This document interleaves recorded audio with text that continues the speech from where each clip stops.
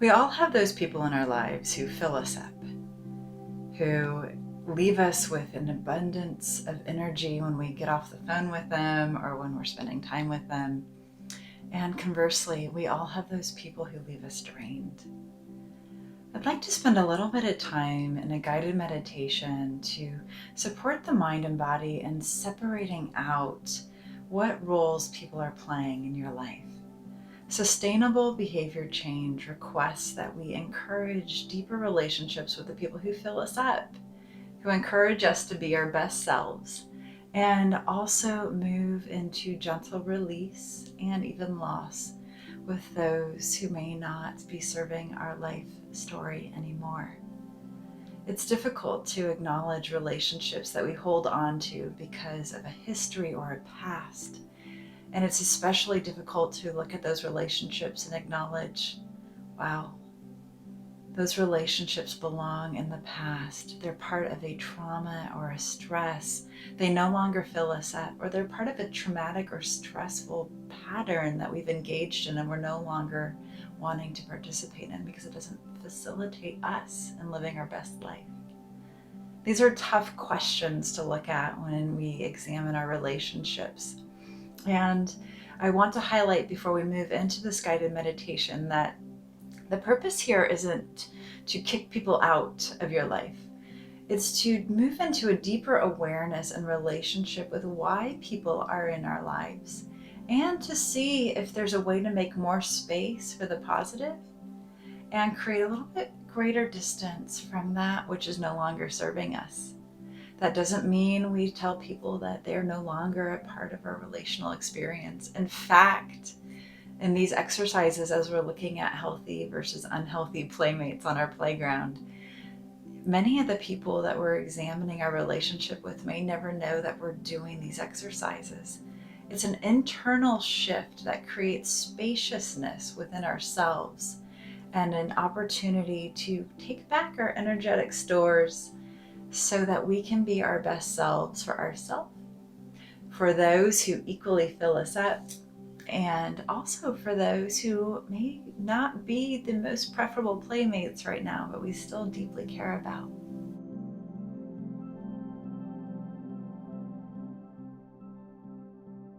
So as always, I'd like to invite you to start with a gentle breath in and a slow, easy release. And I do encourage you to welcome in that self-havening touch, face, arms, and hands in any order to generate those loving delta waves, get that serotonin flowing and that gentle GABA. The havening touch increases the associations that our brain is making and supports us in going into even deeper awareness about what we are looking at. I'd like to invite you to take a moment and notice the top 5 people that you interact with most frequently. A spouse or a partner, a colleague, perhaps a family member. Now, you may find that you have less than 5, that's okay. Especially in these strange pandemic times, social engagement has changed. In the next video, we'll explore ways to enhance engagement. But for right now, just notice your top people, but no more than 5. And imagine that those people are now standing in a row in front of you, exactly as they are. What I mean by that is don't shift their body language or their faces. Invite them to come forward exactly as they are, not as you would prefer them to be. That preference is one of the greatest things that creates a barrier to us setting healthy boundaries with the people we interact with. We're truly looking at their authentic selves in this moment. And that self is informed by all of the experiences that you've had with them across the course of their life. Who are they? And who are they in your world?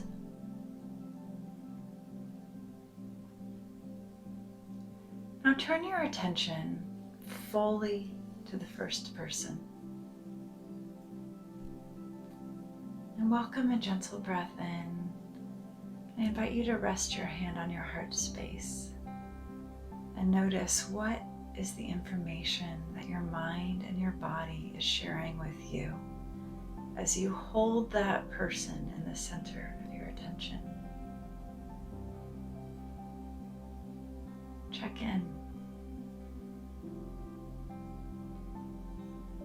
And if we were to notice a scale of -10 to +10, where +10 is full of warmth and love and a -10 is exhausted and depleted, where would you rank yourself right now as you hold this person in the center of your awareness?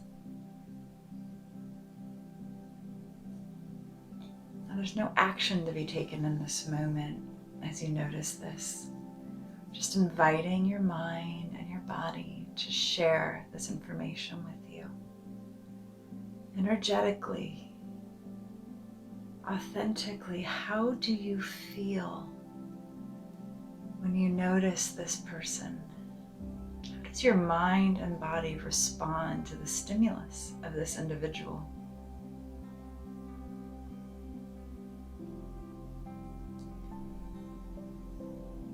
And now turn your attention to the second person. We're going to do the same thing.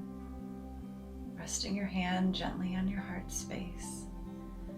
Moving into deep relationship with their stimulus. Who they are. Their history. On that scale of -10 to +10. What is the energy of your mind and body as you notice this individual? And it can be anywhere on that spectrum.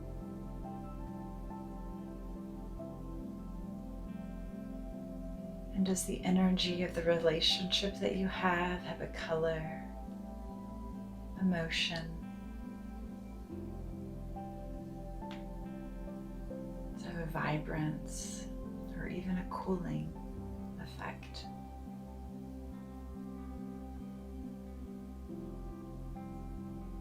And just notice and thank your mind and body for sharing with you.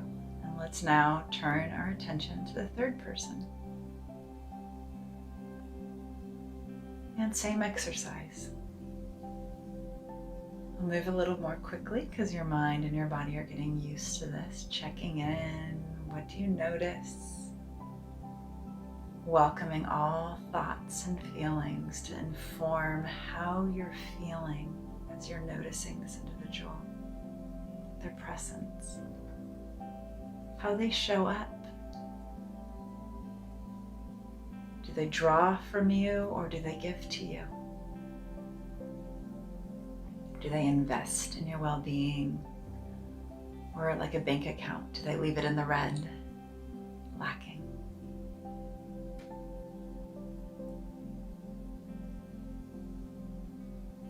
And let's do that same exercise for the fourth and fifth individuals that you've noticed. Again, holding that gentle space, checking in, thanking your mind and body for noticing without judgment. How do you feel in relationship with this person? Are they giving? Are they taking? Do you feel full or empty or somewhere in between? Again, noticing that -10 to +10 scale. And deepening your gratitude for your mind and body for this non-judgmental loving assessment. And welcoming in the possibility that you can change your relationship with all of these individuals to be what you want it to be. Those who are not filling you up as much as you would like, It's time to take a hard look at what steps are you taking to set the healthy boundaries, to request that they put in more time and energy for that you want. So often we give so much of ourselves and ask so little in return. That self-betrayal can run very deep, but our brain and our body know when we engage in it. And for these amazing humans who light you up, who are on that positive side of the scale, how can you show up more and invite them to be more deeply present for you? How do you build and deepen this relationship? We'll be exploring this more fully in the coming videos, but for now, I'd just like to invite you to thank your mind and body for sharing with you about these really important people in your life, and doing this assessment to look inside and go, who are they? Who am I? And are these relationships what I want them to be? And as you wrap up this short video, take a moment, grab a pen and paper, and make some notes. Write down your people. Where are they on that scale? Where would you like them to be? And let's start exploring ways to create positive change, to create the intentional relationships that you want to have.